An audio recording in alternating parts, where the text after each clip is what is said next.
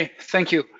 Yeah, good afternoon, everybody. In the next hour, I will talk about Java, and especially I will talk about Java Standard Edition. My name is Rob van der Aar. I'm responsible for business development in the Oracle Java team, and I'm responsible for Europe, Middle East, and Africa. So first of all, I will show you this safe harbor statement. Basically, I'm presenting the product as it is today. It's a general product direction. If you want to hear the latest and greatest, most actual information at any time, please contact the distributor or Oracle to get the latest information. But what I present is as the product is today. Having said that, going to the agenda, I will do a short introduction, then I jump into the new Java release timeline, talk about Java as a subscription, a summary, and there's one page with a lot of information that you can find on the internet. And then there is a call to action. As you understand, I would like to continue my presentation, make notes. I'm here to answer all your questions regarding Java, so feel free to ask me any question after the presentation. Happy to answer that. So let's get started. Java is everywhere. It's used in every kind of industry. You can easily say that 95% of the companies is using Java. It's the number one programming language with 12 million developers and 38 billion active Java virtual machines. It's really everywhere. Now, with this kind of development and deployment going on, the main question, and that goes throughout this slide presentation, is how do you get your Java support? How do you get your support and update? And that's a very important question to keep your IT environment secure. So in the discussion with customers, there are a couple of main questions to open the discussion. And here you see the most important ones. It's about knowing your Java installed base. A customer should know where the Java versions are installed on desktops and on servers, which version of Java is installed, and if the latest patch is installed for that particular Java version. Because if you don't, you run a risk. There is a serious security risk involved if you don't install security patches for Java. And thank God, companies are more IT security conscious over the last couple of years. Most of the chief information security officers have some kind of policy to keep all their software secure and bring them to the latest patch level, but Java sometimes escapes the attention of IT departments. It's handled in a different way sometimes, and therefore patches are forgotten. And that's not good, because you have in companies the company regulations to keep IT secure, but you have also things like GDPR and PCI DSS if you're handling credit card data, or SWIFT if you're handling bank data.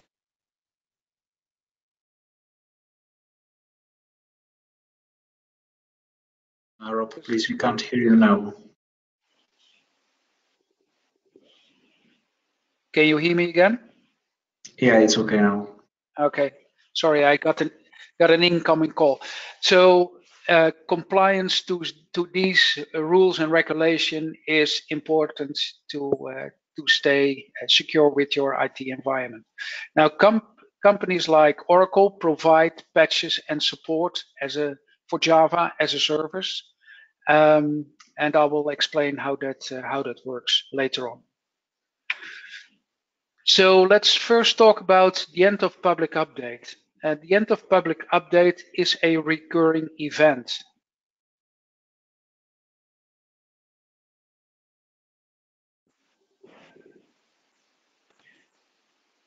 It's a recurring event for, let's say, the older versions of Java. We did an announcement 12 months ago for Java 8. We announced that Java 8 would come to an end of public update. Now, how does that work? For all the versions of Java that you see here, you have a moment of introduction for Java 8. That was March 2014. Then we had a long period of free updates, so-called public updates. That has come to an end on January 15 this year. The last public update was update 202. Now, that means that after that date, there are still updates that we will publish. But those updates are only available for paying customers. And that is business as usual. That has been in place since Java 5, where you had an end of public update, and then a certain period where customers could get support and updates for that version of Java. Then let's move to free Java. Java can be used for free, especially the older versions of Java, which are under a so-called binary code licensing agreement. You can use those versions of Java for free, including the last public available update. So for Java 6, that's including Java update 45. For 7, it's including update 80. And for Java 8, it is update 202. After that, if you want to use updates after the public update, you need to have an agreement with Oracle, like a Java SE subscription. Now, if you use those free downloads, there is, of course, no support included and no access for older versions, no access to patches and security fixes for older versions of Java. It's perfectly fine to use those unupdated Java versions, but I want you to make you aware of the risk that you are running. I've taken the example of Java 7 here. Java 7, as I said, the last publicly available update was update 80, released on April 2015. And since that date, we have patched 181 security flaws. And out of that 181, if you go look at the right side of the slide, 17 out of that 181 had the highest risk rating. There's a CVSS risk rating. The higher the number, the higher the risk. And those 17 patches, you really want to install them immediately because they represent, or they are a fix for a high security risk. So what I'm trying to say with this slide is, yes, you can use the unupdated Java versions, including the last public update, but be aware of the risk that you are and your customers are taking.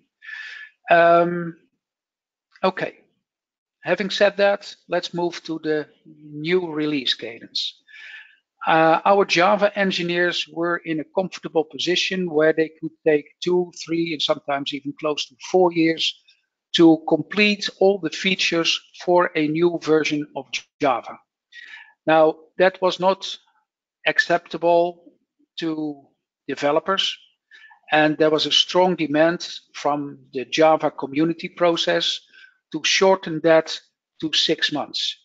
6 months is a normal time for a release of a new version of software. So we are now on that predictable 6 months release cadence since the release of Java version 9. Java version 9 was released in September 2017. So since that time, we are on this 6 months release cadence. And that means that you see an incremental improvement of the product because the steps are smaller. We get those feature enhancements and innovation to market in a much faster pace. So if a feature is ready, it will be incorporated in a new version of Java. If not, it has to wait. But that train, that release train, will leave the station every 6 months. So it's very predictable. And what you also see now that we have only 6 months for the new version, that there are no big differences between versions of Java anymore. The steps are much smaller. And how does the new release timeline look like? Nowadays, it's like this, and I will guide you through this slide from top to bottom. So first of all, Java 6. Java 6 has come to an end of life in December 2018. And that means that there's no support and no updates available anymore for Java version 6. Okay. Java version 7, it's business as usual. There is until 2022, there are updates and support available. But since this product is at an end of public updates for a long time already, these updates are available under a Java SE subscription. The same applies now to Java 8. Updates and support available until 2025 under a subscription because Java 8 has come to an end of public update on January 15. So that is, let's say, applicable for the older versions of Java.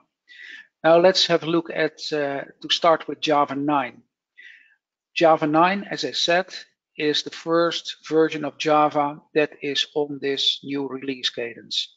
So the lifespan of that product was 6 months. It was replaced by Java 10. Java 10 was replaced by 11. And now the actual version of Java is version 12, which was introduced last week. And that product has also a lifespan of 6 months. In September, it will be replaced by Java version 13. Now, these short lifespans is perfectly fine for developers and testers. They can benefit from the latest and greatest features that are in a new version. But for companies that rely on Java for their applications, for their business critical applications, that is not doable to jump to a new release of Java every 6 months. It's too costly, it's disrupting their normal operation. So therefore, we have introduced long-term support releases, LTS. Java 11 is under the new release timeline, the first version of Java that is a long-term support release. And Java 12 or Java 17, sorry, Java 17 will be the next long-term support release. Now, what you see in this slide is that there is a nice overlap between the older version, Java 8, and the newer version, Java 11. And there's an overlap between even Java 8 and Java 17. And what does this mean? As we speak, Java 8 is the most popular version of Java. It's widely spread, about 70%, maybe even close to 80% of the companies that are using Java version 8.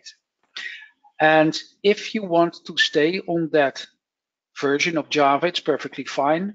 It's wise to do that with a subscription, so you can get updates and support and keep your IT environment secure.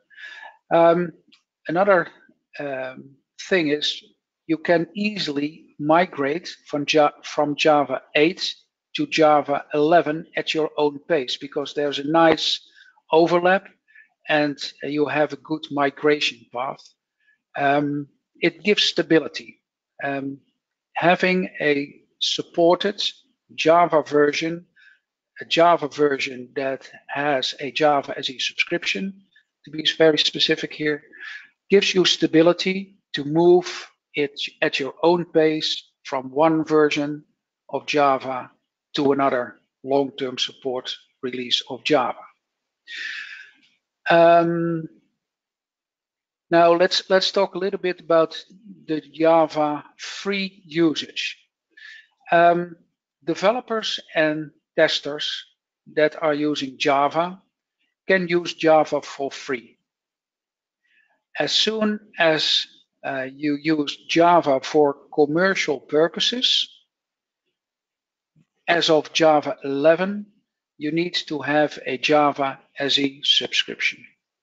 Because as of Java 11, as you can see in this slide, although it's a little bit hidden, as of Java 11, Java is under a so-called Oracle Technology Network license. So still testing, developing, free usage, commercial use, you need to have a Java SE subscription. If a customer does not want to buy a Java SE subscription, but still wants to use Java for free, then there is Oracle OpenJDK. Oracle OpenJDK is under a GNU General Public License version 2, and that means that Oracle OpenJDK can also be used for commercial purposes. The downside is that you need to jump to a newer version of Java every 6 months. Okay, that's the release timeline. Let me share this slide, a couple of dates here. Java 15 I already mentioned, with the last public available update, update 202. Now the next critical patch update will be released on April 16, and that will be a release, an update that is only available for paying customers. So any customer that has a Java SE subscription, or on the old schedule Java SE Advanced for updates and support, will get access to these updates. Any other customer, a non-paying customer, will not get access to these critical patch updates. A couple of important things that I wanted to share here is after Java 8 and the end of public update for that version of Java, there will be no longer free updates. Okay, so the whole mechanism of end of public update is gone, since we are now on that 6 months release cadence. Java 8 is also the last Java release that is supporting 32-bit Windows and web deployment technologies like WebStart. So if a customer is on those technologies, it's perfectly fine. Java 8 will still be supported and getting updates under a Java SE subscription. Now there's a perception that Java all of a sudden is going to be charged by Oracle. The Java Standard Edition maintenance really never was free. There was always a long period of public updates, But there was always a period after public updates that you could get updates and support under a support agreement. So that is really business as usual. And if a customer really wants to buy or have the free version of Java, they can still use OpenJDK even nowadays. So what we do with a Java SE subscription is basically a couple of things. Giving access to updates and support to provide IT security, and give control over when and how a customer migrate to newer releases. And the prices are published on the website below, and it's basically very simple. It's an annual subscription, and it's based on servers and desktops. And for the server, it's $25 per month per processor, and for the desktop, it's $2.50 per month per user. There are discounts applicable based on the volume of an order. So, and that can go up to 50% for both the desktop side as well as the server side. All this is published, as I said, on our website. Now, what do you get if you buy a subscription? A subscription covers all live versions of Java. And the live versions of Java, as we speak, are Java 12, Java 11, Java 8, and Java 7. For those versions of Java, you get on the risk mitigation part, on the left-hand side, 24/7 support and your updates, as well as on the right-hand side, your Java SE advanced tools. Those tools make it easy to manage your Java estate, basically.